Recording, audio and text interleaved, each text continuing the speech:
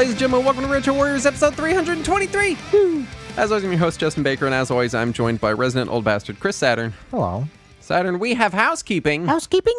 And it is that if our show provides value to you, Yes. perhaps during your commute, or while you're mowing the lawn, or maybe while you're just sitting around trying to relax for the day, then we would appreciate you if you would consider our Patreon. And that's as long as a plug as I'm going to make it. Because I've been listening to... That is the least awkward Patreon pitch that you have made in years? Maybe years. Because I've been listening to some shows lately, and I swear their Patreon pitches are like 5 minutes long. I'm like, all right, man, tell me about it. You know, you do tell me, because I'd rather hear that than an ad for NordVPN or whatever. But, like, chill out. Just, you know, just be like, hey, we have one. If you know, we'd appreciate your support. And then move on. That's what PBS does, and they're doing fine. Well, PBS also has, like, day-long fundraising campaigns. But yeah, but nobody watches during those days. I mean, gosh, Saturn, you just... it's so painful. Anyway, my week. I have been playing Skatebird. Yes. Just released. The developers of Skatebird were very kind and sent me a press copy, so I was able to start it a little bit early because I was very excited about the game. Yeah. I am a big skateboarding video game fan, and also there's a bird. There is a bird. The big skateboarding video game franchise that you may know and love is tied to a company that I no longer wish to know or love. So I'm trying to broaden my skateboard game horizons, right? Yeah. And I've found that it is a landscape that is very sparsely populated. So I was excited to see a new skateboarding game with an interesting gimmick in that it's, okay, look, it's cute birds. I mean, that's really it. You have a dedicated scream button that just says SCREM, so you can scrim, and you push it, and your bird squawks. So that's nice. I enjoyed that. I played the game on stream a little bit on Thursday, and I was just resoundingly disappointed. Aww. It feels more like a weird, like, Unity engine physics simulator game that you know I like Goat Simulator. Yeah, kind of one of those kind of things, except, of course, in Goat Simulator, the joke is that it is bad. That's the joke of Goat Simulator. Ha, look how dumb and bad this game is. That's what makes it fun. They lean into that. Yeah. Skateboard seems to want you to treat it like an actual, you know, like a skateboarding game. And I can't tell if it's years of conditioning to Tony Hawk's Pro Skater that I just cannot overcome to enjoy Skatebird, because it's one of those things where it's unlike like EA's Skate franchise, which was dramatically different from Tony Hawk, so that when you played it, you didn't try to go into that mode, right? Right. And Skatebird seems to be mostly like, all right, yeah, it plays 80% like Tony Hawk, but then 20% not like it at all.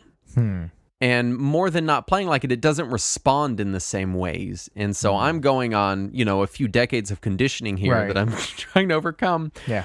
And so I played it on stream, and I was like, well, I guess it's just not very good. Which, what a bummer. It's on Game Pass. If you have Game Pass, I mean, check it out. And then I went and I was reading reviews, and people are just loving it. And I'm convinced that I'm like... That you missed something? Yeah, that there's something I don't get. I don't know.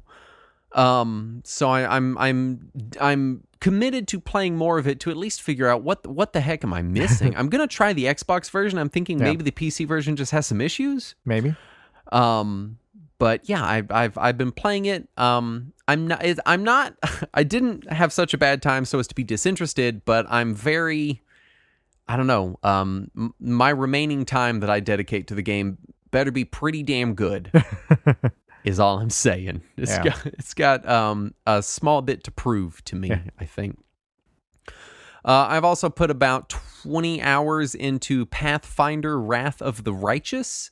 Okay. Which is the newest... actually, not even the newest. It's the second Pathfinder game. Have you found a path yet? There are many paths. I don't know which one is the right one, and that has been my main complaint with the game. This is...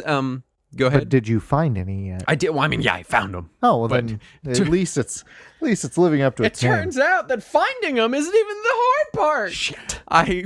Those jerks. It is an adaptation of it is a CRPG adaptation in the realm of Baldur's Gate, of the Pathfinder tabletop role-playing fantasy adventure game. Yeah. Which was very famously made by D&D 3rd Edition people and was basically D&D 3rd Edition again, and continues to this day. It's a very good tabletop game. And I've been having a really good time with the game. What I love about it is it's very well written. Yeah. So I like the characters. I actually like the characters. It's a very interesting, diverse group of characters, and I find that very engaging. My problem is they write so much that, I mean, sometimes you're reading 9 and 10 pages of stuff. And I mean pages, like it's like a big event where it'll fill the screen and you have these like entire encounters via text exclusively. And I don't love that. What I do love is the gameplay. I think it strikes a wonderful balance between like the kind of traditional CRPG stylings of something like Baldur's Gate or Planescape Torment or Icewind Dale, and the kind of newer iteration of that, a la Baldur's Gate 3, Divinity Original Sin 2, that kind of ilk, in that it is still a party-based CRPG, and it has the kind of turn-based mode, but it also lets you flip actively back and forth between real-time modes and turn-based modes. Because what happens to me a lot in these CRPGs is I'll get into a combat and I'm like, oh, this is going to be a 2.5 hour long battle. Not because it's hard, but just because there's some annoyance with something on the battlefield or some enemies, or, you know, maybe it's a bunch of enemies that use like slow effects or something, right? I think a 2.5 hour long battle would get me to stop any game I was playing. It does think not matter that. what it is. But being able to immediately just jump straight into real-time mode and be like, all right, well, I can knock this out in 20 minutes because, you know, again, the battle's not difficult, it's just long. Or when you get into the point in a battle, you know, in a tactical game like this where you're like, all right, I've won. I just need to do the last 15 turns of me chasing down those last couple in it, and you still have to go through the whole turn order, and you're like, oh my God. It lets you skip all of that, which I love. I don't know why more games don't let you switch seamlessly between this real-time battles, real-time being real-time, but you can pause it, you know, to be clear, and real traditional turn-based battle systems. I love being able to go back and forth. That is, in my opinion, the big win of this game. Nice. My problem is it's so dense. It is so dense. It is just extreme. Everything. Every conversation is 15 dialogue options. Every encounter is 5 pages of text. Every single battle is like big and crunchy. And it's like, man, I'm enjoying it. But it's like, it's like chocolate cake for every meal. You're like, please, no, no more. You just get exhausted, right? But for anyone out there, and I feel especially so because I was recently playing Neverwinter Nights, for anyone looking for a really good modern CRPG, I highly recommend Pathfinder Wrath of the Righteous. The only real major downside is that it is not multiplayer whatsoever. And as far as I can tell, they don't have any plans to make it multiplayer. So do be aware of that going into it, which is a huge bummer because this is one of the few CRPGs that I'm like, oh yeah, I would like to play this multiplayer. But yeah, been really enjoying that. Saturn, what have you been doing? I find that I get exhausted like halfway through the first page of Western High Fantasy. I thought you were going to say anytime I speak. No. Only some of the times you speak. I'm sorry, go ahead. No, yeah. So I got a mode, the optical drive emulator. Yes. And I installed it in my Saturn because it is compatible with the Saturn, the Dreamcast, or the original PlayStation. And I installed it in my Saturn, which was more complicated than I had anticipated. But so what? I know it involves removing the CD-ROM drive and effectively just plugging in an emulation replacement for it. Essentially. But in order to do so on the Saturn specifically, you basically have to deconstruct the entire system. Yes. The entire system is pulled apart. You have to remove the optical drive, then you have to remove the power supply unit, and you have to remove the shielding. Right. So there's a bit of effort involved. The actual connection of the device is very, very simple. It's just getting everything to the point where you can do so. Is a bit of a pain, and keeping track of screws and all that. But it is assembled and working. I have noticed that a few games are giving me some audio static on the music. Mm-hmm. And I looked it up, and the mode team is like, it's not an issue. We don't cause that. I don't know what it is. Mm-hmm. And then after digging through forums, I found some people like, oh, that means that your power supply is dying. Your power supply is enough to power the shitty CD-ROM that comes in the Saturn, but not enough to power this. So you need a new replacement power supply. So fortunately, some dude has made brand new power supplies for the Saturn. Oh, and you just slot them in there? Exactly. And they are universal. They work with every model of the Saturn. And however, it replaces the power cable that the Saturn normally uses, which is just the little two-prong. Yeah, the little two-prong one, the same as the original PlayStation or the PS2. And it replaces that with what looks like a Genesis power connector. That's weird. Because it doesn't have the internal capacitors in this new one. It wants you to use external. So it needs an AC adapter. Exactly. Which I guess is good. That's less points of failure inside of your Sega Saturn. Right, So exactly. Good there. Yeah.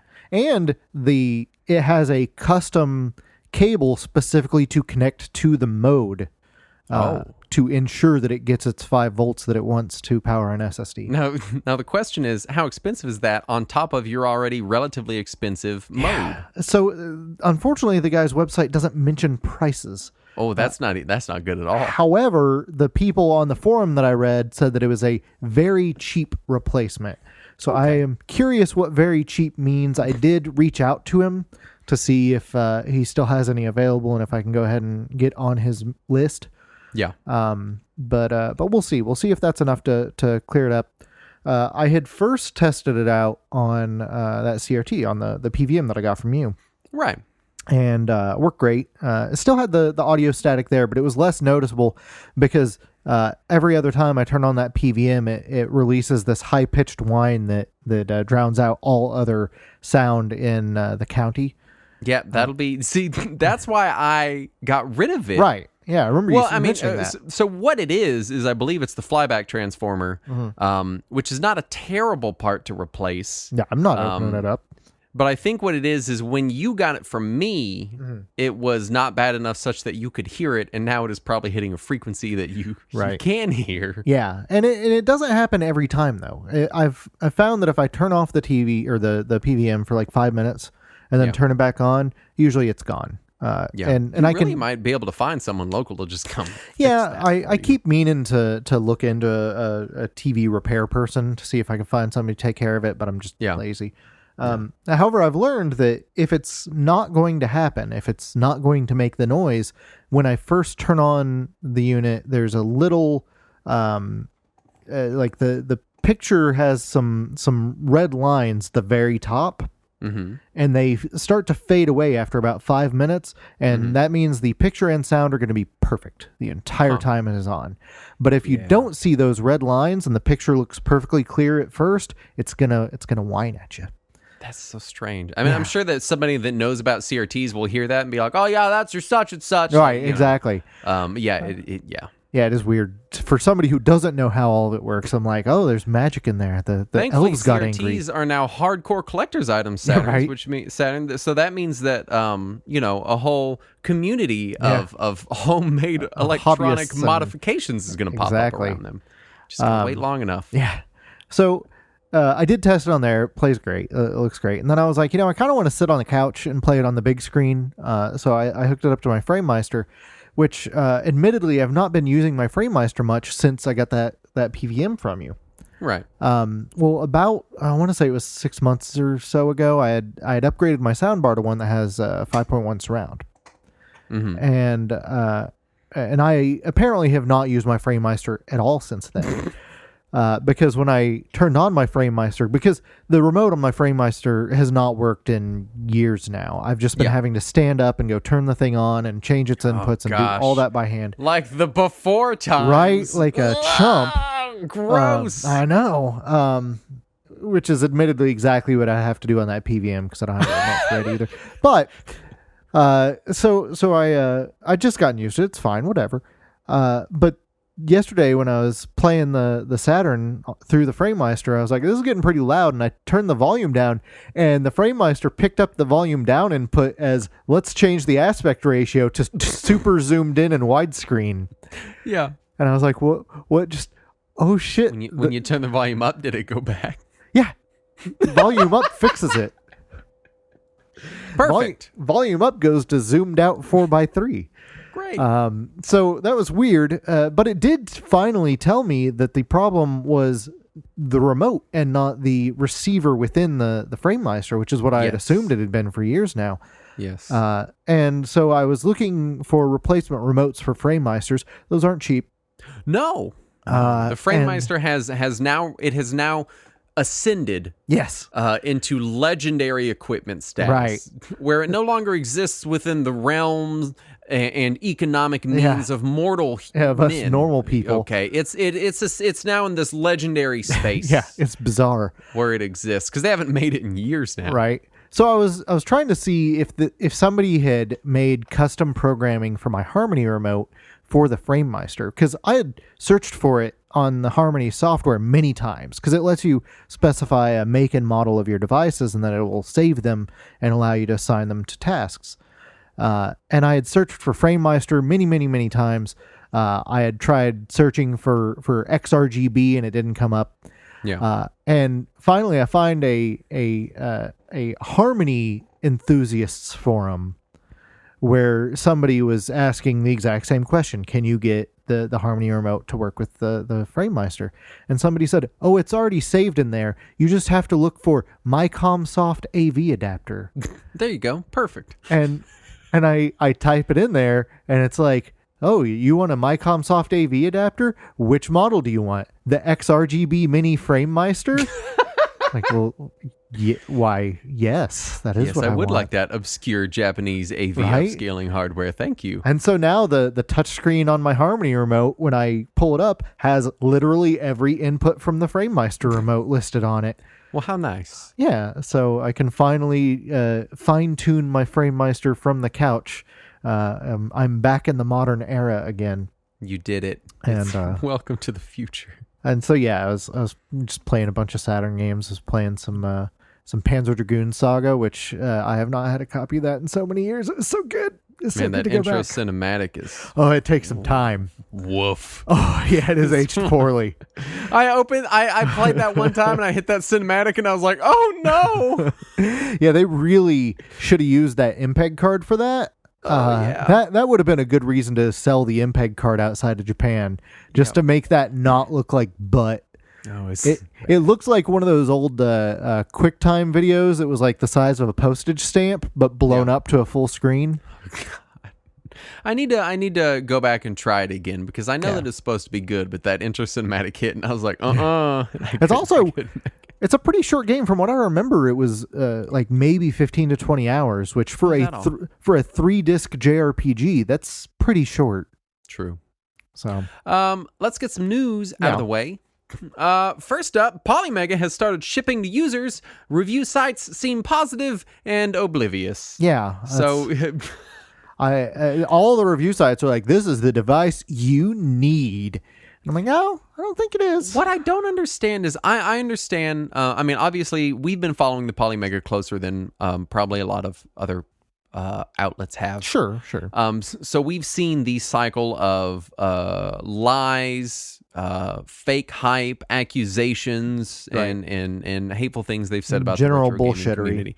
But all of that aside, as just a device, I've been reading the reviews and they are positive. Yeah. And I don't quite know why, because all the reviews are like, it's great if you already have tons of retro games lying around. And I'm like, guy, the problem is not that we can't get our hands on the hardware to play these games. Right. Most systems are still relatively affordable. Less than they used to be, but they're still reasonable. But you can get a Saturn for around $130. You can get a PS1 for I mean, $50-$60. Yeah. You know, like, you can still get these systems. The problem is the games. Yeah. You know, like, they're acting like it's this wonderful value proposition, but I just don't know if I buy it. Now, granted, it does play burned games. Well, at that point, you're emulating and Yes. playing burned games. Exactly. So why aren't you not just using a emulate? computer? Now, I've I don't heard that know. its front end is very nice. I feel like I'm taking crazy pills. Like I just don't understand something. I just and also aren't they still planning on opening a store at some point to purchase games? They've said rescinded and then openly mocked people who believed previous things so many times that I don't even want to guess on what they're going to do. Seriously. For fear that I will be their next target of mockery. Now, that said, I am still kind of interested in their 6-button PCE controller because that looks kind of nice. Yeah. Alan Wake remaster announced for new consoles. So you can play Alan Wake. I believe they're going to be removing the product placement for Verizon and Energizer batteries. Yes. So there you go. Less weird shit in the game. There were a lot of Verizon and Energizer ads in the original. Yeah. A lot. Hand-drawn game guides, a Kickstarter I was very excited for, and a company that has been running for a while selling these hand-drawn game guides was cease and desisted out of existence. Yes. By parties who have not been named, but the Kickstarter has been canceled for legal reasons, and presumably Nintendo had just decided that they don't want people to enjoy their products. Yeah, Nintendo really hates having fans, is what it seems to be lately. Modders turn Doom into an RTS using the Age of Empires 2 engine. Because why not? Yeah. What else are you doing with your time? Hey, speaking of, are you playing Age of Empires 4 yet? I'm not yet. I know they just had their stress test. Yeah, it's starting today.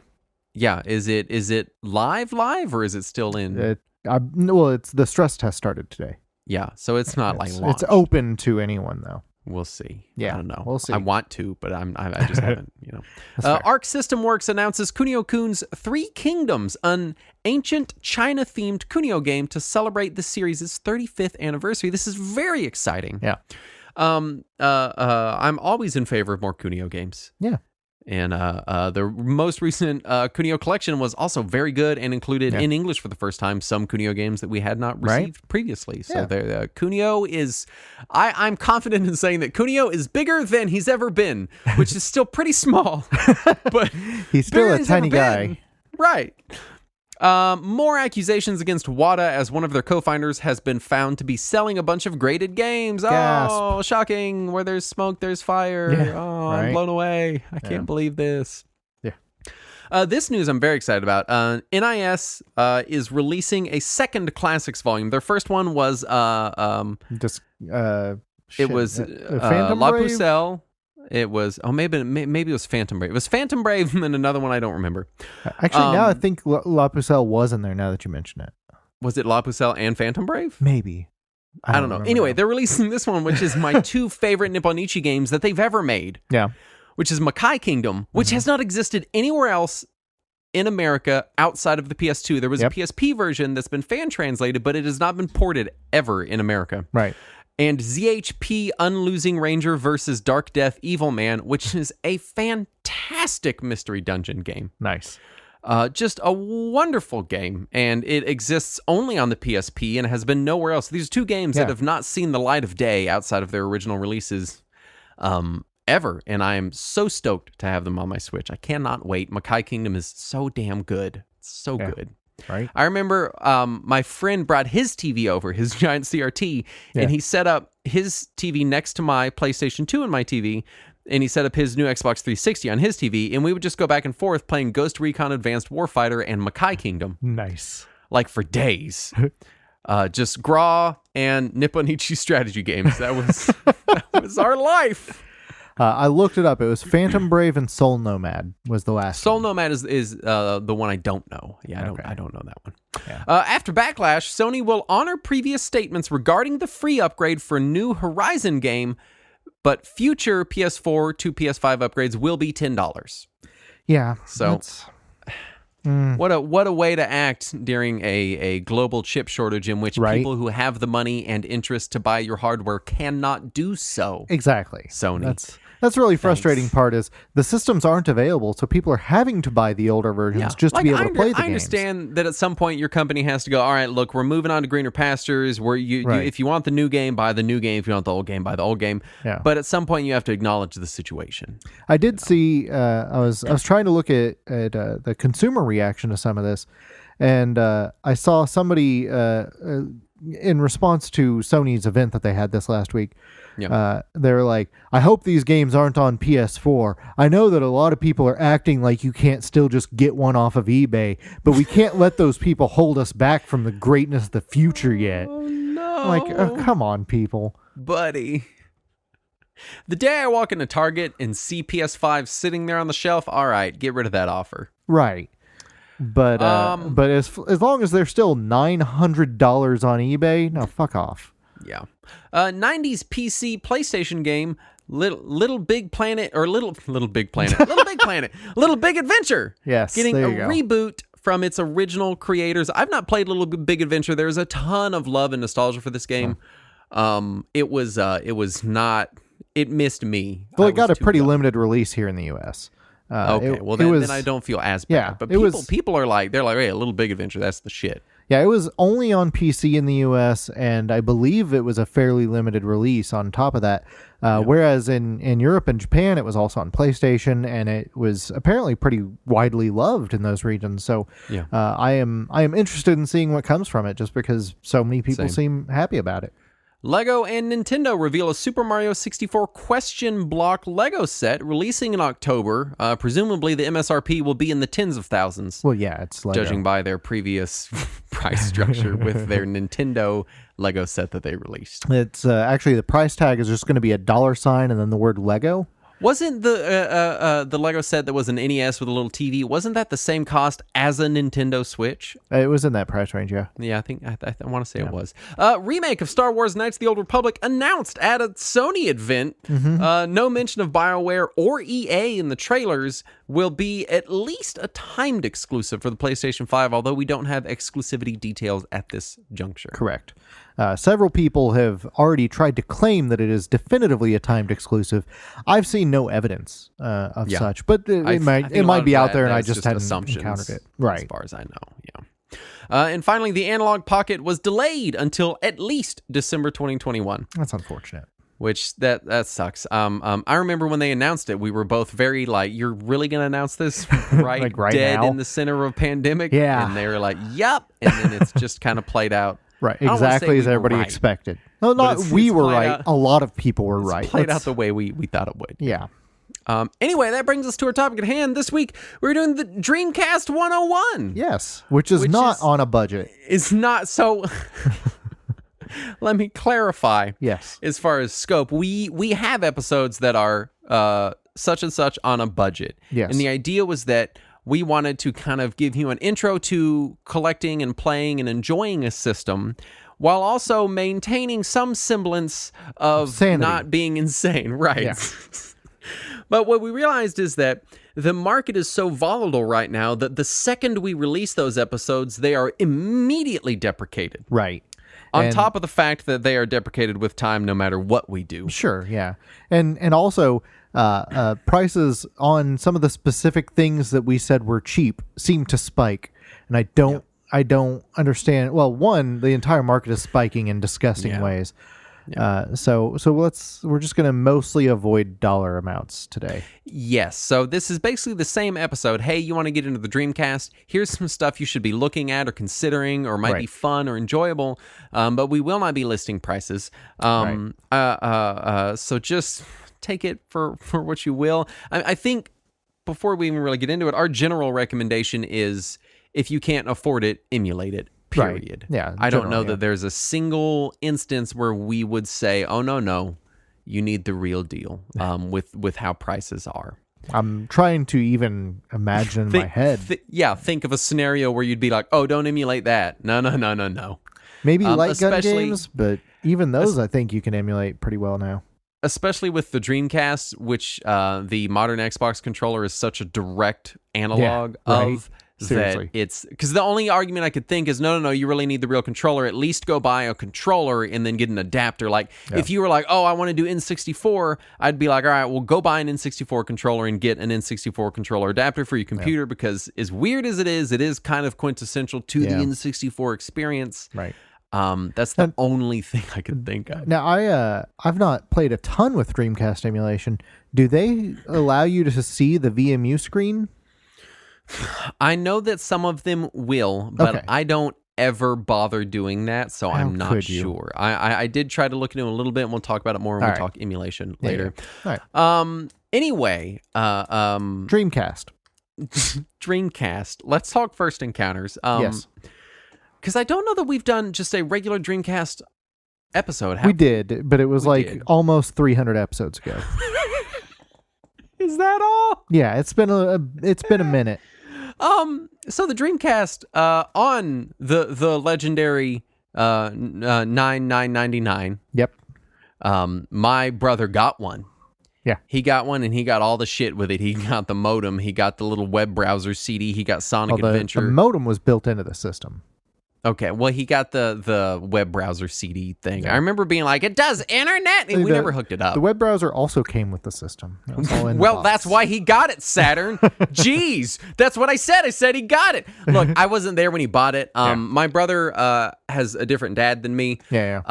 But my dad has been his dad since he was very small. Yeah. So that means he has an extra set of grandparents. Right. And so I wasn't there when he got it. I just came into his room and I was like, what is all this shit? And he was like, it's a Dreamcast. And I was like, what is a Dreamcast? And he was like, it's Sega's new thing. And I was like, who is Sega? Oh, God. Because I was 11. Mm-hmm. And I didn't even know anybody that had Sega consoles. That's so weird. I saw a Sega Saturn one time at my cousin's house. And I was like, what the fuck is wrong with your Nintendo? I had no idea. So yeah, he had all this stuff laid out on his bed. He had the Dreamcast, he had the web browser thing, he had Sonic Adventure. I'm trying to remember what he had 3 or 4 games, and I don't remember what they all are because I was like, Sonic Adventure looks really neat. Probably had a VMU and yeah, he had a VMU. I think he had an extra controller. Yeah. I want to say he had. I don't even remember what was launched on the Dreamcast. Was Crazy Taxi launch? Yeah, I believe so. I feel like he might have had Crazy Taxi, but it's been a few decades. Anyway, I never was allowed to touch it. It was not mine. It was his that his grandparents bought for him to play in his room. Mm-hmm. And so I never played it. Eventually, after he beat Sonic Adventure, I mean to death, unlocked literally everything in the game. Yeah, including everything in the Chow Garden. I was then allowed to play it for a few minutes, and I was like, this is the future of gaming. It was. This is amazing.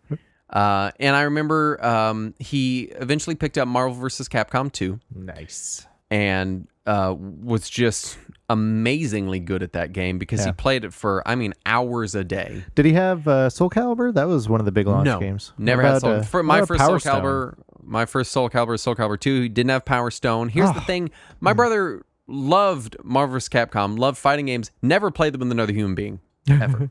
Ever.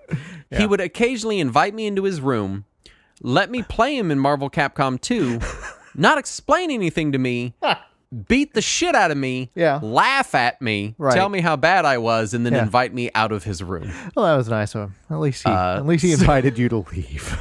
So that was my Dreamcast experience. I didn't get one until, I think after I knew you. I got a Dreamcast for like $15 on Amazon used. Yeah, that's how much they were selling for like 10 years there. And this is back when Amazon used, you could just buy retro game stuff on it. You just find and they sent it to me, and I was like, this smells like you shoved it up your ass. Oh, that's the normal Dreamcast smell. And they're like, oh, well, you can just keep it. And it worked. And then not long later, I was working somewhere, and someone had thrown one in the garbage, and I took that out, and that worked. Nice. And so I have Dreamcasts. Resilient little systems. Yeah, I have Dreamcasts. I even now I've got 1.5. And one is your daughter's now at this point. Yeah, well that's the one that does not work. So that's my parts Dreamcast, which is currently in pieces because I took the shell and some other parts because it was cleaner. than the one I was using. But that's my Dreamcast experience. Is I was very late to the party and had a bad initial encounter with it by way of sibling abuse. I will say that I existed in the other reality where Sega did really well in the 16-bit era, and everybody knew who they were. Well, here's the thing. Dreamcast came out in what, 90, or not Dreamcast. N64 came out in like 96? 96, correct. So, I was 8. I mean, in fairness, I was 5 when the NES came out, and I still remember us getting the NES and how exciting of an upgrade that was from the... I remember getting my Super Nintendo. I remember it being an upgrade, but I mean, it's a vague memory. It's like, I remember having it, I remember playing it, but I wasn't like, oh, video games are this thing that I need to follow and pay attention to, and there's a market, until I was 8 when the N64 came out, and then I was like, oh... I was immediately on it. Like, it's like I wanted to read Commodore magazines back before I had the NES. I just didn't understand what the fuck they were talking about. Like, really, I do remember the Ultra 64 and the hype leading up to the N64. So it may have been closer to like the 6 to 7 year old range for me, because it was a long lead up to the N64. Oh yeah, it was. It kept getting delayed. So obviously launch was not, I didn't just like learn about it the day it came out. So I don't know, 6 to 7 would have been my range, where I was like, oh, video games aren't just a thing I have in my house. It's a thing I can go learn about outside of my house. But yeah, I was trying desperately not to get hyped up about the Dreamcast. Yeah. Because we had a Saturn and I had been let down. Because it was... What's the matter? You didn't like Bug and Clockwork Knight? No, I loved those. Actually, I still have those. My problem wasn't the games on the Saturn. My problem was the how quickly they discontinued it and ended service for it. And so I was a little burned after the Saturn. Like I still hunted down Magic Knight Rayearth, which was the last Saturn game released in the U.S., just because I wanted to be the guy still supporting Saturn as it was killed. Yeah.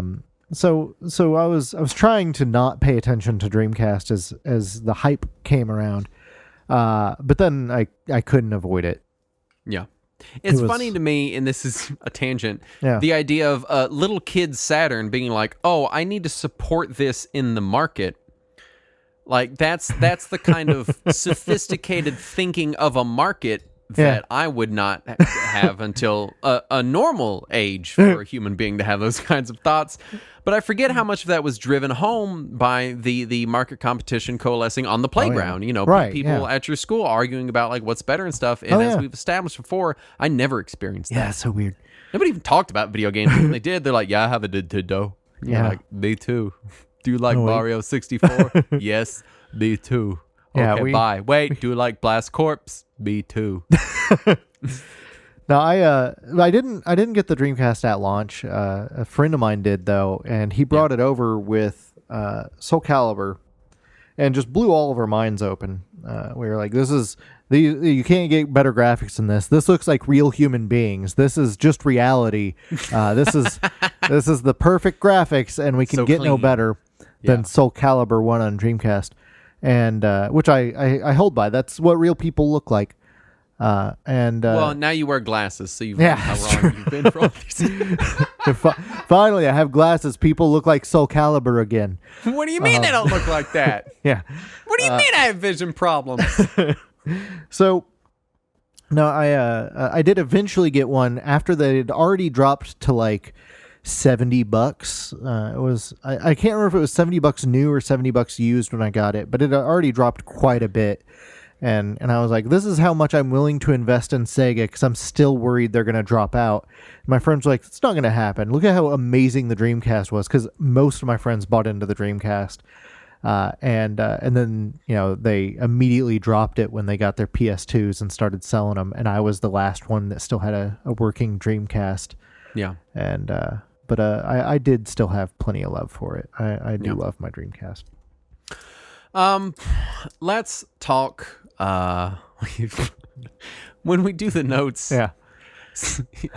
we just take it from a template, and there's a section that says story.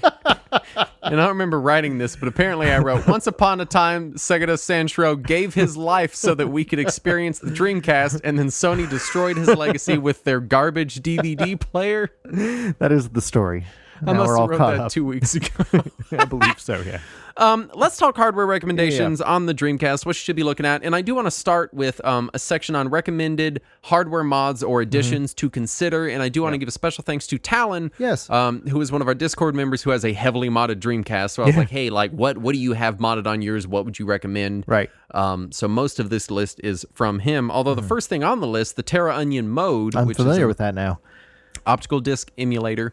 It is expensive. I think it's a little over it's $329 American dollars. No, I believe after shipping it ended up costing me about $260.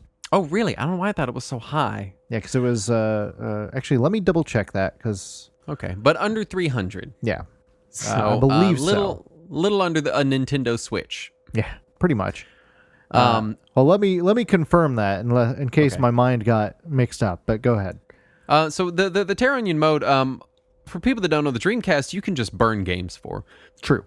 But the thing is, Dreamcast games did not come on CD-ROMs; they came on GD-ROMs, right? Which had slightly higher capacity. So a burned discs. Yeah, a burned CD-ROM Dreamcast game is going to be compressed. Now that said, I have never personally noticed a degradation in quality of any kind using a burned Dreamcast game. But there's a few that I have. If you are the type that would notice that, maybe you're a big Dreamcast fan, maybe there's certain games you've played a ton of, or if you're just the type that doesn't like swapping out discs and you don't mind spending a chunk of change, the Terra Onion mode is there for you. Right. Now, there are some games where the audio had to be compressed, or there are some video assets that have to be compressed just to get it to fit on a standard CD-ROM. Mm-hmm. So there are some games where there is a visual change. However, there's also a lot of Dreamcast games where they didn't get close to filling up that disc. And on those games, you cannot tell the difference because it's literally the exact same game. Yeah. Now, the differences in question, because I've never noticed them, are they differences where it's like, oh, yeah, this is definitely different? Or are they differences where if you've not even played the original game, you'll be like, oh, this seems wrong? It's tough to say. Some games, the textures are bad enough that they just... It starts to make them look like Saturn games. Yeah. But on others, it just might be, a little blurrier or something. But most commonly, the audio is what you're going to notice. You may notice that if you're the kind of person that can tell bitrate differences when listening to MP3s, then you would notice that some of the audio kind of sounds like butt when you copy it to a CD. But if you're not that kind of person, if you can listen to a lower bitrate MP3 and not care at all, then you probably won't notice the difference on 90% of games. Yeah. And again, I do have the price here that I paid after shipping was about $265. Okay. And I do want to say, we're not saying you need to get all of these hardware mods for your Dreamcast. In fact, some of them conflict directly. But they're just mods to consider. Another big one, and these used to be very widely available, and they are no longer, and they are expensive, is new housing. The Dreamcast famously yellowed quite a bit. Yeah. And so not all of them, too. It's a lot like the Super Nintendo, where there's some that'll just stay their original color forever, and others turn bright yellow. So some of them are real gross looking. Now, also, there was a Sega Sports variant released in the U.S. that is a black Dreamcast, and that one obviously did not yellow. Right. That would be very weird. Housing used to be cheap. I mean, you can get it for $20-$30, but now these days, I think they haven't, wherever they were manufacturing Dreamcast housing, they're no longer doing it. That's a shame. They're going for between the $80 to $150 range for replacement housing. That sucks. So it used to be you could get all kinds of like custom variant colors and stuff that were all cheap. So that's unfortunate. Yeah. So they're out there. If you are a really diehard, dedicated Dreamcast fan, you're like, no, man, I really want this clear purple, atomic purple shell for my Dreamcast. You can get it, and they're out there still, but they won't be there forever, judging by how things have been going. Who knows? Maybe somebody will start making them again. The Brook Wingman SD converter. It's just a controller converter for the Dreamcast, so you can use non-Dreamcast controllers on it if you so wish. I have one that'll let me use PS1 controllers on my Dreamcast.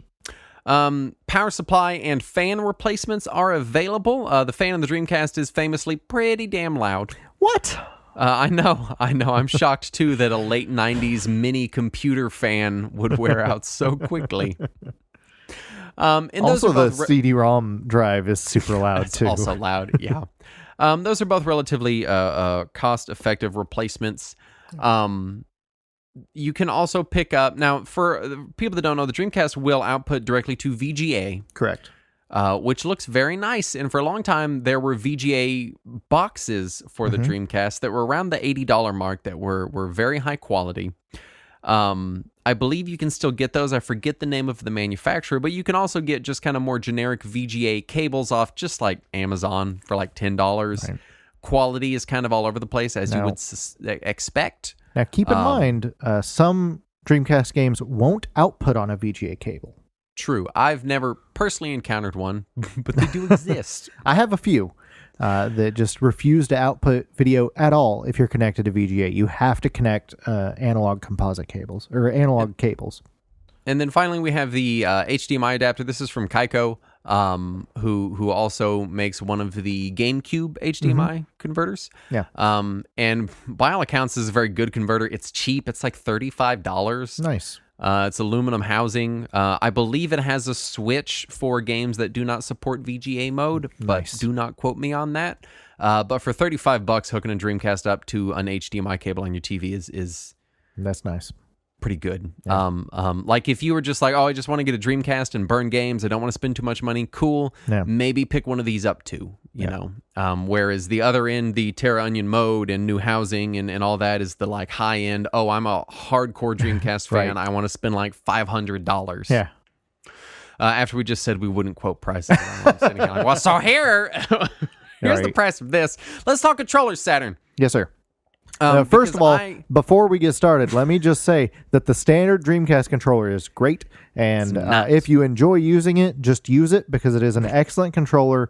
We just had somebody in our Discord who is about 15 years younger than me who had mentioned that he just got his first Dreamcast, and he loves the controller and does not understand what your issue with it is. I can explain it. But there are some issues I understand. The cord placement is wrong. I agree with that. Aside from that, it's a fine controller. The trigger wells are unaccommodating to the human hand. Well, maybe your giant gorilla hands, but for most of us, it's just fine. There is no padding or rubber on the joystick. It's just these hard nubbins that hurt your thumb after a while, and the edges of the D-pad are sharper than I prefer. So I'm thinking you have like some weird combination of Donkey Kong and Princess and the Pea syndrome when it comes to your hands. Yeah, they're very big and very delicate, okay? I don't like the default the default Dreamcast controller. Yeah. You might, if you get a Dreamcast, it probably comes with one. Try it, see how you like it. Maybe it will be inoffensive to you. Personally, I use the Mad Catz 6-button controller. It has some rubber on the joystick to kind of soften it there. It has a more accommodating D-pad. It's much wider to accommodate larger hands, which I have. It has got some grippies on the controllers. It's got 6 face buttons, which is great for fighting games. Right. It's got turbo modes. It's just... still affordable, prevalent. I use it on my Dreamcast exclusively. Yeah. I highly, and I know a lot of people hear Mad Catz and they go, oh, never mind. Right? It's back when Mad Catz put out stuff that wasn't complete garbage. No, it's not. That's from the era when they exclusively put out garbage. They just occasionally accidentally put out a good item. Well, I feel like once the PS2 era hit, that it was 100% garbage. No, the N64 era was also complete garbage for Mad Catz. The only time do the one that had no handles, the N64 controller. Who did the N64 controller with like no handles? No, that was I don't remember what the name of that was. That Nyko, I think. I don't know who the fuck was like, okay, so the N64 controller needs 3 handles, and they're like, yeah, we're going to release a controller with none. Yeah, and someone wasn't like, seems like you might want at least one. Right? I mean, it has 3 by default, and you're just going to get rid of all of them. They're just going to make it the shape of a wing. I like the Mad Catz controller a lot. It's a fine controller. As far as controllers Mad Catz has put out, it's among the top. It's the Xbox Gun, and the Rock Band 3 instruments. That's like the peak of Mad Catz. Yeah. The Retro Fighters Striker DC Yes. is apparently discontinued already. It seems to be. But this is very much a modern, more rounded edges Xbox style Right. Dreamcast controller. It's still available for pretty close to MSRP on Amazon, and people seem to I don't have one of these. People seem to really like the Retro Fighters controllers. They did a N64 one. They've done the Dreamcast one. They have a GameCube one coming up next year. That's going to be wireless. Right. The Dreamcast one looks really nice just because it looks like it addresses the few issues that I have with the Dreamcast controller. Notably, the two issues that really bug me on it are the cord placement is on the bottom, which is not where a cord goes. And also the D-pad is a little small, whereas the Retro Fighter seems to fix that by putting a much more reasonably sized D-pad as well as moving the cord to the top, though it does still have a VMU slot, which is the important part in a Dreamcast controller. The Dreamcast had an official arcade stick made for it that is very cool looking. It's pricey, but if you're not the kind to want to pick up a controller adapter and you want to get like a real dedicated Dreamcast arcade stick, the official one is good to the point that I don't think a lot of companies made arcade sticks for it because the official one was so good. Now another one, and I'm double checking this on the internet now just to make sure that I'm not mixing this up with something else. I am not. Okay, the other one that is really good is the one made by Agitech. Which was the company that back in the day used to release the Armored Core games over here. But they released an arcade stick for the Dreamcast here in the US, and it is probably the best Dreamcast arcade stick. It might just be a Western release of the Sega one, but either way, it is the one that everybody used to trip all over themselves to pick up over here, and would frequently sell for close to $200, even when the system was still around. Yeah, that might be the one I'm thinking of. Is that the one with the green buttons and the green stick? Yeah, the green buttons. It's got a VMU slot in the middle. Is that not official? In the US, it was sold by Agitech. It might have been an OEM Sega stick in Japan that the Agitech just licensed for release over here. I'm trying to figure out. Even I looked up a website and they call it official arcade stick, and officials in air quotes. So yeah, it's. I guess it was. I think Agitech made it. I always assumed it was official because there's no branding on it other than just Dreamcast. I'm looking at the bottom stickers, and there is both an Agitech sticker and a Sega Enterprises Japan sticker. So so it seems like it was official in Japan. But I'm guessing that's the case. Agitech still, but I believe we're talking about the one and the same arcade stick, which I don't know of any arcade stick for the Dreamcast outside of that I've even. It was so good that nobody else wanted to risk. I believe it had Stanwell parts. I mean, it's a good stick. Yeah. There are some specialty game controllers for the Dreamcast. There's a lot of specialty game controllers for the Dreamcast. So let's go which ones we think would be required. First up, you have a microphone. Yeah. Required for games like Seaman. What other games? Seaman. Yeah. And Seaman. So if you really want to play Seaman, really that's the only reason to get one. Pretty much. I don't think anything else supports it. You have the keyboard and mouse. Yeah. Well, really just the keyboard, because the keyboard's the important part, but there is also a Sega mouse. Right. The keyboard works for typing of the dead. Yeah. There'd be no reason to use the mouse or the keyboard and mouse for the web browser. I mean, you could. I guess couldn't you use the keyboard in PSO, like if you were playing on fan servers? I think you can use the keyboard on PSO. I think you connect it to port 4, if I remember right. I just want to take a quick trip back in time to 2000 to remind everybody that this was the first opportunity for teenage boys in that era to have a computer with a web browser and a modem in their bedrooms. What are you saying, Saturn? I'm saying that at the time, the keyboard and mouse were much more vital than they are today, is what I'm saying. Yeah. So I'd say maybe if you're really wanting to work out PSO fan servers, which I believe you can still play with a real Dreamcast. Yes, you can. It's a bit of an ordeal to set up. Yeah. Or you're just really into typing of the dead. That'd be the only reason to pick up a keyboard. Yeah. Light guns. Tell me about light guns on the Dreamcast, because I've never even seen one in real actual life. You have, because I brought it to your house. I've seen one in real actual life. But it didn't work. My Dreamcast gun is dead. They did not release the official gun here in North America. It was released in every other region, but Sega did not want to release it here because the Dreamcast came out shortly after the tragedy at Columbine. So they were not looking at that. Mad Catz released guns here in the U.S. I believe someone else did as well, but the Mad Catz one was considered the quasi-official one for U.S. players. There are a few light gun games on the Dreamcast, most notably House of the Dead 2. But they do all support the light gun, despite the fact that Sega tried to downplay the existence of it here in the U.S. You have the fishing controller, and I will say, this in my head, this would probably top the list of, I'm not going to worry about that shit. Right. But there are some very good arcade-style fishing games on the Dreamcast. Yeah, most notably Sega Bass Fishing. Sega Bass Fishing. So Sega Bass Fishing 1 and 2. Right. And there's another one called Black Bass, something like that. Yeah, something like that. There are multiple good arcade fishing games on the Dreamcast. So if you like arcade fishing games, then you might look into picking up a fishing controller. Right. It's not quite as stupid as it seems given the library. Now, that said, as somebody who loves stupid controllers and will try any game if it comes with a stupid controller, for those of you who are not already excited about arcade fishing games, it turns out the controller was not enough to sell me on it. Okay, well, just throwing that out there. That's a point. Well, tell me about the maracas and dance pads then, Saturn. So I did force you to play on my Dreamcast maracas at one point. Yep. They were pretty bad. I love them. I love the Dreamcast maracas. They were bad. Well, that's because there was too much delay on my TV. Anyway, did not register well. Yeah, it was delay. Anyway, so there's the Dreamcast maracas, which you do need the floor sensor for. I've seen a lot of people online trying to sell them without it, and they don't even connect to the Dreamcast without a floor sensor. So make sure you get that.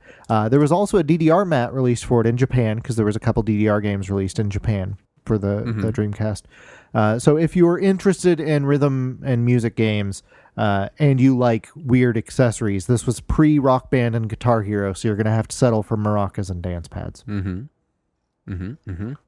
So I like all these special controls, I guess it depends on if you want to have these particular games. Right, it's up to if you want that. Speaking of particular games that go to particular controllers... You got the Virtual On controller. The Virtual On sticks, the twin stick controller. This is, as it sounds, twin joysticks, which is really the kind of the best way to play Virtual On, which you should play because Virtual On is very good. Correct. But it also works on other games, works on Outrigger, Frame Gride, Virtua Tennis. There you go. That's weird. Rush Rally Racing, Sega Rally 2, Soul Calibur. I never realized anything else worked with the Virtual On sticks. And Ikaruga. According to the Dreamcast Junkyard. How about that? And they say they had some use in Half-Life. In the unreleased Half-Life beta.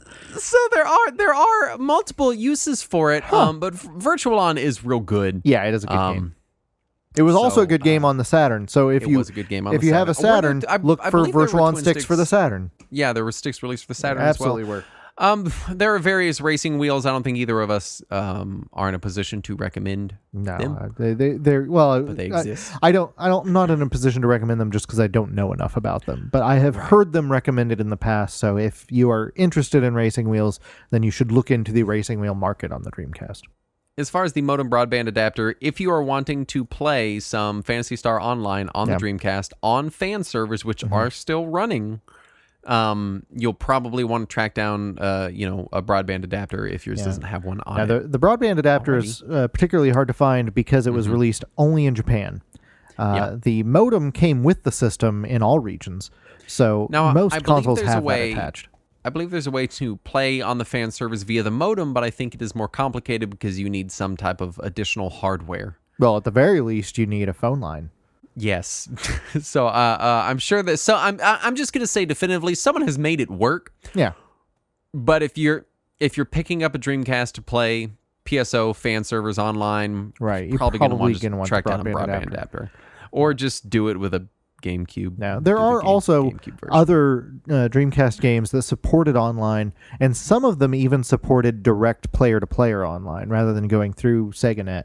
So those games theoretically should still work. However, I think PSO was one of 2 games that supported broadband. So you better have phone lines and dial-up ISPs to connect to.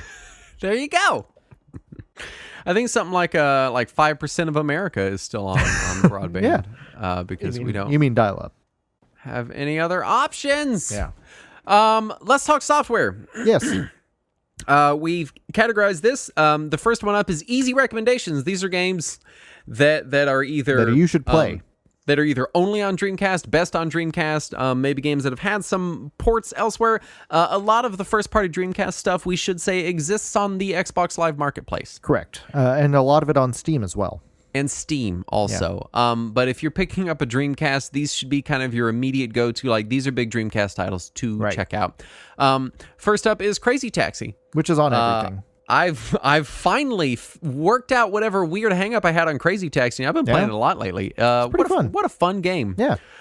Jet Grind Radio, easy recommendation. Kind of a hard game to go back to, honestly. A little. It's a lot floatier and slower than I remember it being.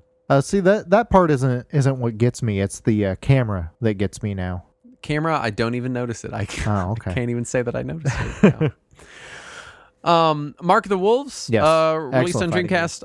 Obviously, it is also on other systems. True. Like the Neo Geo. Like the Neo Geo. But it was a big game on Dreamcast. It was a big release.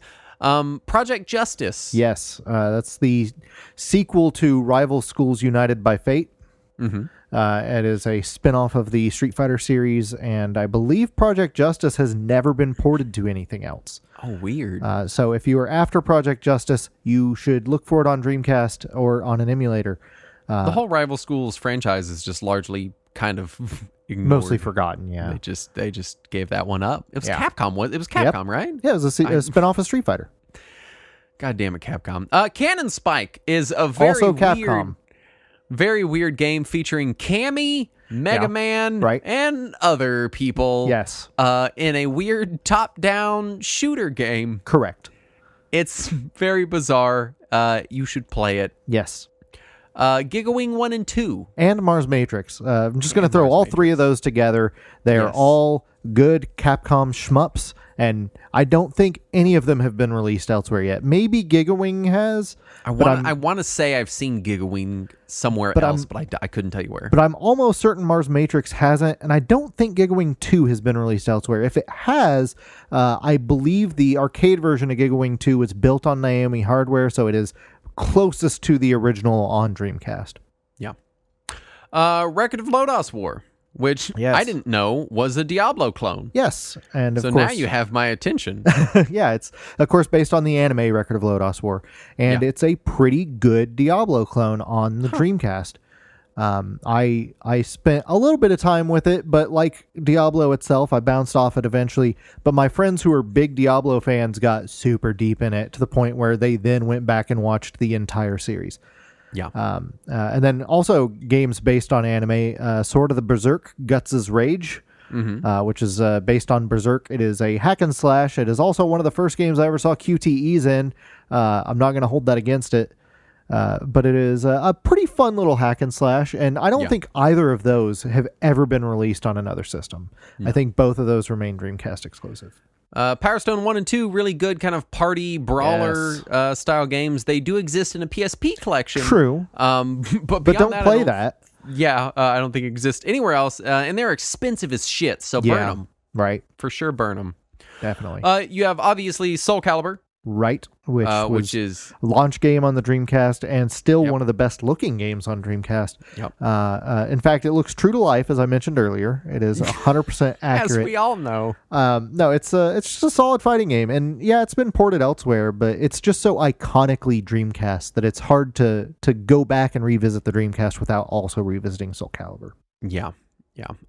Also, Bangai-O, which had a sequel on DS and existed in Japan on the N64. Right. But I would say the Dreamcast version is probably still the best Bangai-O to date that we've gotten, which is just a bizarre game. Yeah, it's a treasure shooter that's like almost a single screen shooter, but you can kind of scroll around it. It's like a single screen puzzle game mixed with a side-scrolling bullet run and hell. gun. Yeah. It's very weird. And it has the wackiest sense of humor and soundtrack. It's great. It's worth checking out. The DS version is also very good. If you've not played the DS manga, also good. I want to say that there was another sequel as well, but I don't remember what platform. And then finally, Choo Choo Rocket. Yes, is the last on our easy recommendations, which is just a great puzzle game. There's a GBA version, which is kind of pared down. Yeah, it's like Choo Choo Rocket down. Mini. Yeah. But the original is especially great for multiplayer. If you can get 4 people in a Dreamcast together with Choo Choo Rocket, just make sure that the people you're playing with do not mind getting hit with Dreamcast controllers, because that's going to happen. I don't think Choo Choo Rocket exists on anything else. It's else. just GBA. There's just the GBA port. There was an Android and iOS port really early when those two platforms came out, and it no longer works on any modern devices. Our next category is games that are worthy additions to your library, but probably exist in superior form on other platforms. Yes. So the reasons why like Crazy Taxi didn't end up in this category is that the newer ports of Crazy Taxi are good, but they're not necessarily better than the Dreamcast version, and in some ways are worse because they cut content. Yes. First up is Ikaruga, which was a Dreamcast game, but it exists on GameCube, Xbox, and PC, all with additional features. Correct, yeah. So it's hard to recommend the Dreamcast version if you have access to any other version. Same thing with, as much as it pains me to say it, Sonic Adventure 1 and 2. Yes and no. There were some glitches introduced with the DX version on GameCube of Sonic Adventure 1, and those glitches have carried over to the PC version. That said, fans have modded the PC version to fix a lot of that and restore a lot of the Dreamcast physics and collision. So I would still probably recommend the newer versions. Yeah, Sonic Adventure 1 and 2 DX also add a non-inconsequential amount of content, in addition to looking better because they were on the GameCube. The PC versions, I will warn people, I cannot even get the PC version of Sonic Adventure 2 to function on my computer. Yeah, it definitely needs some fan mods if they're available. So when we say they exist in superior form on other platform, I'm really talking about the GameCube versions. Yeah, but even that one does introduce some glitches that are not in the original. So while it does have a lot of new content and slightly better graphics, some of the gameplay takes a hit. So it's up in the air there. Tell me why Resident Evils 2, 3, and Code Veronica are on our list of games that exist in superior form elsewhere. So yeah, they are on, Code Veronica's on a bunch of things, but 2 and 3 also on a bunch of things. However, while they look a little bit better on the GameCube, the VMU support on the Dreamcast allows you to see in all of the games your health status at all times without going into your menu. And in a couple of the games, it also lets you see your current ammo count so that you know when to reload. Yeah. It's a minor thing, but it really does add to the games. Plus, you can cheat in the Dreamcast versions, and you can't on GameCube, and that for me is a problem. It sounds like you should have put these in the other category. Yeah. Well, that said, the other versions do have more features, more content, all that stuff. So if you're looking for the most complete version, you probably want the later ones. I'm still going to keep playing them on Dreamcast, though. Shenmue 1 and 2 exist in superior form on many other platforms. Correct. They're reported to, I think they're reported to original Xbox. Well, no, the Shenmue 2 was on original Xbox. Shenmue 1 didn't get the port until the recent one, which is on PS4, Xbox, and Switch and PC, I believe. So it's but it's readily available now. Yeah, and looks better than the Dreamcast version. Yeah. And probably has less load times. Phantasy Star Online, the GameCube version is kind of strictly superior. Yes. As far as it's just more content, it looks better. It's probably easier to get online, I would imagine. If you're gonna be going that route, we should mention. I keep talking about PSO Online. It's only fan servers. The real service shut down years ago. Years and years ago. Grandia 2 and Skies of Arcadia also available on GameCube, and Grandia just got a release with the Grandia HD collection. So probably better versions of the games there than on Dreamcast. However, before this recent re-release, the Dreamcast version of Grandia 2 is way better than the PS2 version. I don't know what they fucked up on PS2, but it was not good. Yeah. Now, the next one's a tricky one. Marvel vs. Capcom 2. Yeah, this one's debatable. Because the Dreamcast version is the most accurate because it's based on Naomi hardware. However, the PS2 and Xbox versions unlock a lot of the stuff by default, so you don't have to sit there and grind through to unlock everything. There was also the digital releases on PS3 and 360, which also unlocked everything, but those are no longer available. So, So this one's kind of, if you can get those other versions, they are kind of better. But you might be just as hard pressed to get those as you are the Dreamcast one, in which case it's a moot point. You might as well go for what's more convenient. Yes. JoJo's Bizarre Adventure. Yeah. What? So there was the PS1 port eventually. It had some worse load times, but it was the same game, and it's on a more readily available console and doesn't cost as much. And also was digitally available on the PS3 and 360. That's the one most people seem to move to. But since those are no longer available, I guess now you kind of do have to lean back on the Dreamcast version to get the best looking of the ones that are available. Yeah. And then Samba de Amigo. Yeah. So if you don't want to invest in Maracas, get the Wii version because Wiimote and Nunchuck simulate it well enough that then you don't have to pour money into hardware because the Wii is just as easy to get games onto as a Dreamcast is. So, And I would also put on this list Street Fighter Third Strike. That's true, The newer Xbox Live, PlayStation Network digital version of Third Strike is far and away superior to the Dreamcast version. True. Of the game. There was also a PS2 release of Third Strike that there wasn't there? More or less the same as the Dreamcast one, but is available. And then finally, our last category is stuff that has aged pretty hard, but is still kind of quintessentially Dreamcast stuff. This first one hurts me. And I might even kind of push to have Sonic Adventure on this list too, because the first one has aged pretty bad, but it's still very quintessential Dreamcast. Although again, GameCube port. Yeah. First up, you have Space Channel 5 Parts 1 and 2. Yeah, I love these games. First of all, I would like to defend Space Channel 5 by saying they are great games, but I would also like to say I don't recommend anybody play them. Yeah. They have aged really poorly. It's just Simon, just with a little bit of rhythm involved and people in dancing outfits. And also Michael Jackson's there. There you go. What more do you need? I know. So it's weird. And if you just really enjoy weird Japanesey things, then absolutely, check it out. It's a lot of fun. It's goofy. It's dumb. I love it. But as far as actual gameplay goes, I don't know if I can actually recommend it to anyone anymore. Tech Romancer. No, just don't do that. So quintessentially Dreamcast. Yeah, I have a friend who still says that it is. So when it came out, it's just an early 3D fighter from Capcom. First of all, if you're not familiar with Tech Romancer, when it came out, I had a friend who insisted this was the future of fighting games, and Tekken and Mortal Kombat and Street Fighter were all going to fall to the wayside. Nobody was even going to look at him anymore because Tech Romancer. Of course. Yeah. So if he's listening, you're still wrong.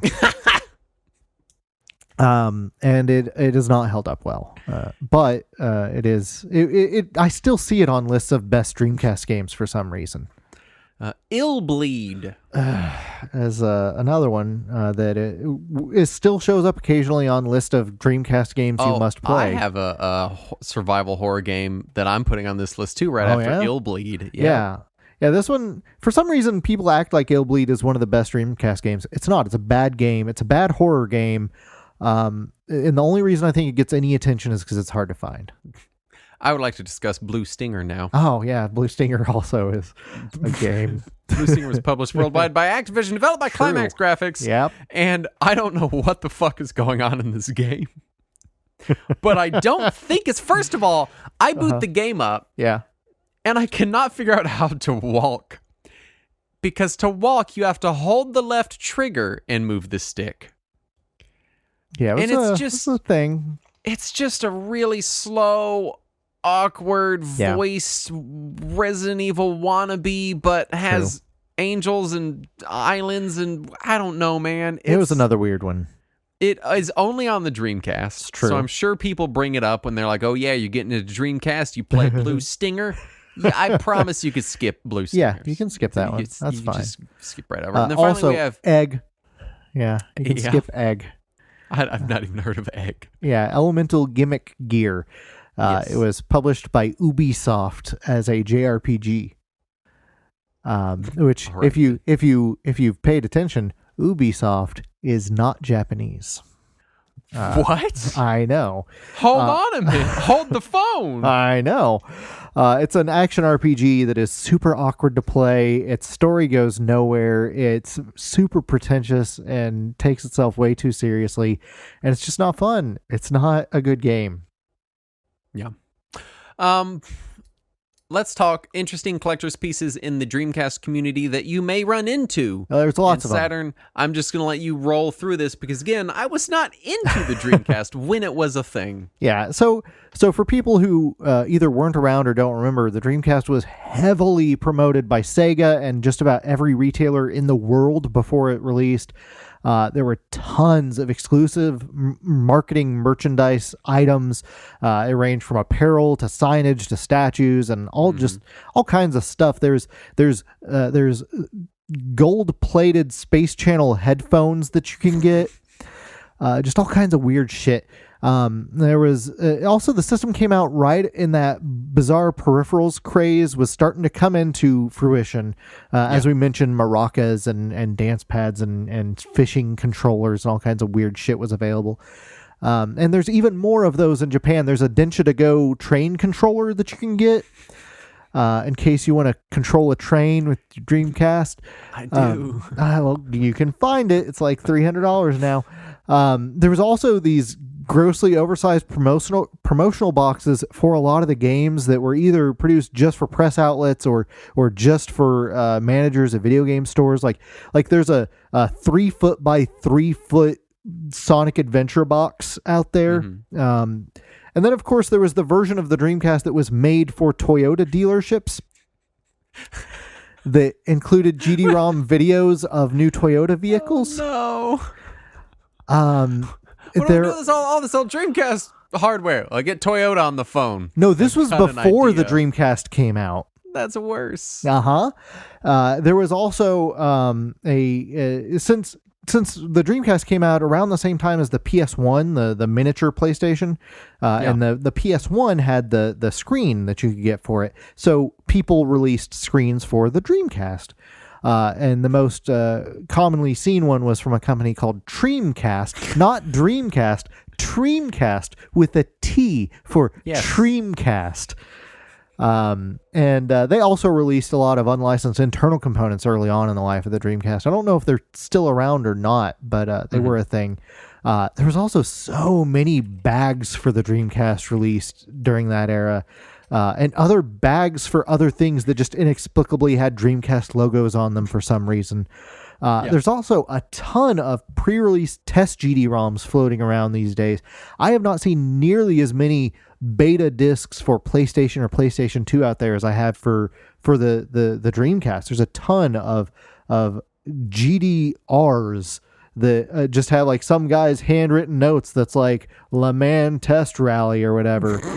And you see them show up pretty often on auction sites back in the day. I don't know if they still do anymore now that everything's $1 million, but right. But they did swap hands a lot for many years there. So yeah, there's way too much Dreamcast shit. If you're just looking for ephemera, you can never get it all because there's too many.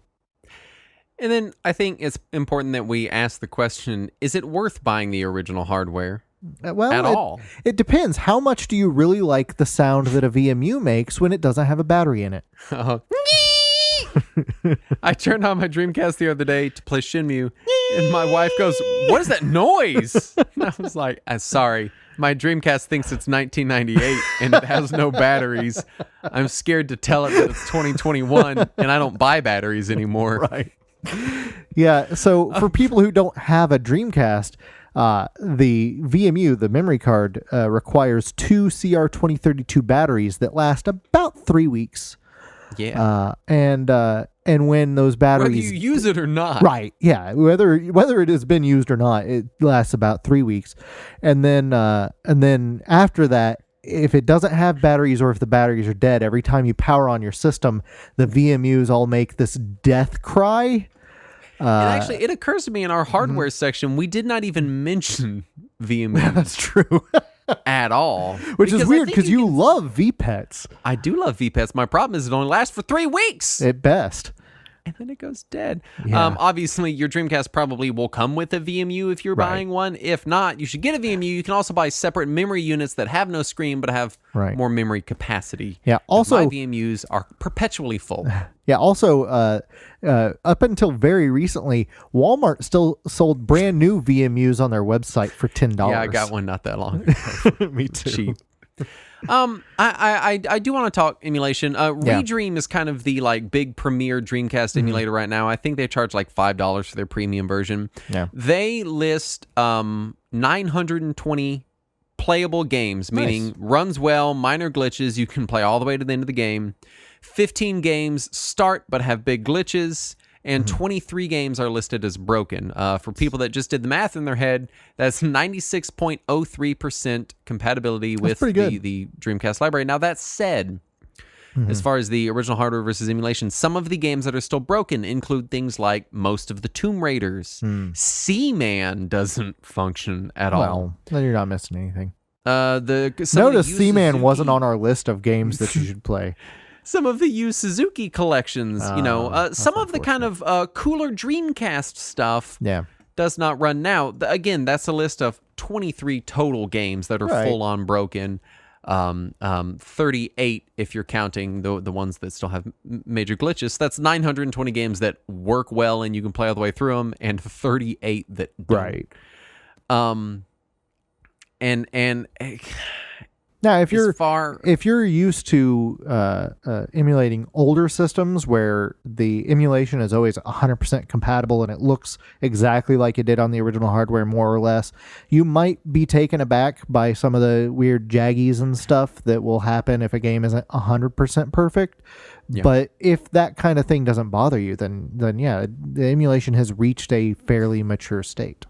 Yeah, and I mean, I guess this is kind of getting into final thoughts here, which is, what is the value proposition of even running original Dreamcast hardware? I mean, we were talking earlier, and like, if you went really all out, and you're like, man, I want to get a Dreamcast and a new shell and a Terra Onion mode. I mean, you're talking several $500 range, you know, at the time of recording anyway. Yeah, and honestly, Dreamcast emulation is real good. Redream has a wonderful front end. It's highly compatible with stuff. And the big thing, this is always my big thing with emulation, is I want to use an accurate controller that adds to the experience. It does make a legitimate difference for me anyway. Yeah. The modern Xbox controller is pretty dang close. Is the descendant of the Dreamcast controller. The face buttons are still in the exact same spot.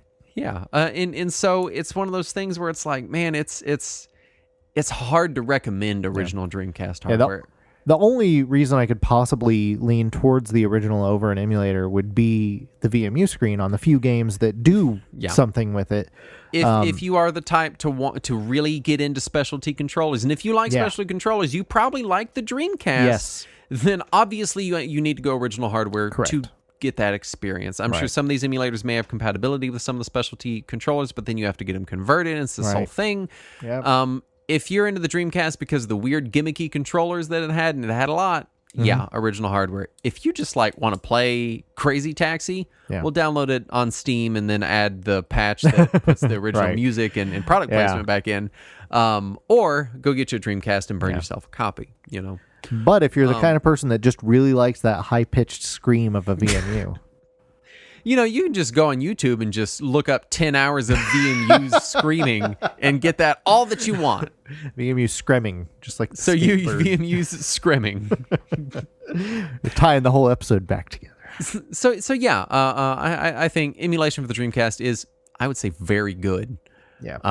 There are a few standouts on the emulation that don't work. Yeah, but it's so there that unless you're just like, nah, man, I really need that Virtual On controller, which I wouldn't blame you because, man, Virtual On's badass fun. Controller, yeah. Then yeah, there you go. Right. So that's the Dreamcast. That's kind It of, it felt weird. I guess we're just calling this Dreamcast 101. It's just stuff to look into, How to stuff get to be aware started of. on knowing about a Dreamcast. There you go. And then, of course, there's the more obscure things, but we're not going to cover those. That's Dreamcast 102. That's later. Yeah. Don't worry about That's after somebody convinces us to play all of Egg. But what you should worry about is going to patreon.com/Retro Warriors and checking out our Patreon campaign there. If you want to. If you want to. Also, rating and reviewing the show on really anything does help us. Telling friends about it. I stream a couple times a week. We do other things. I also have other podcasts. I do Board Game Barbarians with Andrew. That's true, you do. And I never talk about it. And Andrew does a movie show and with our producer guy called Cinema Rogues that you can also go there. You just go on your little podcast app. You just type Cinema Rogues and it'll just come up. Yeah. Just like magic. Just right there. You can just We're in the future. Anyway, we do want to thank the following patrons for their support, starting with Elson Raves and Fry Scungen, Edith Puthie. Check out Retro Game Club podcast. Mark Bowler, Dr. Jason Tharp, Leo Lobato, Rob Powers, Gold Leader, and Guido. But I'm gonna fuck this up, and I'm sorry about that. Balochkin are all our wonderful patrons that we want to thank for making the show possible and making things just a little nicer around here. Indeed, that's how we keep things so nice. We appreciate all of our patrons, not just the ones we mention each episode, but all of them. Yeah. Anyway, we'll be back next week with more stuff. And as always, let us cling together.